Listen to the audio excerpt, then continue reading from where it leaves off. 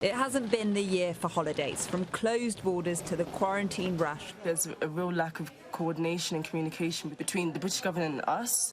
A pandemic brought travel chaos, and now Brexit is adding to uncertainty.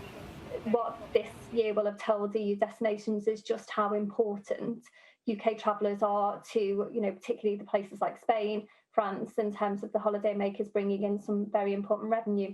We're keen to avoid anything that may create more confusion and uncertainty. But this situation for the travel industry is really difficult at the moment, and we've sort of been left out on a limb, if you'd like, in terms of the support that we've had for government. Only a small number of countries are exempt from the EU's COVID travel restrictions. By default, on January the 1st, UK travellers shouldn't be able to travel to any EU country unless it's essential.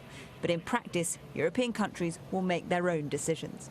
If you take places like the Canary Islands, they're desperate for British travellers to come back through the winter, so you can be fairly sure they will make life easy. Whereas somewhere like Finland, well, they've already lost the Santa trade, I'm afraid. They're not in any hurry to welcome Brits back. And this is just one part, isn't it, of the impact that Brexit could have on travel? Brexit is going to cause immense confusion, I'm afraid. An international driving permit looks like being necessary. You're probably not going to be able to get free medical treatment. And if you're taking pets, well, you should have started planning 3 months ago. How are you feeling about Brexit travel confusion? I've actually come down to try and book a holiday just now without a huge amount of success.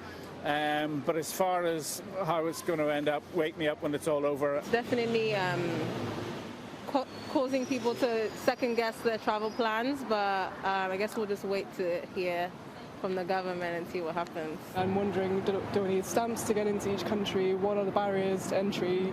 How much is the cost? I don't really know, and I'm frustrated, and I definitely didn't vote for this either. The government say they want customers to continue to fly regardless of the outcome of negotiations, and that the UK and EU have a mutual interest in maintaining vital connectivity. Whatever the coming weeks bring, the combination of Brexit and COVID isn't helping a sector in desperate need.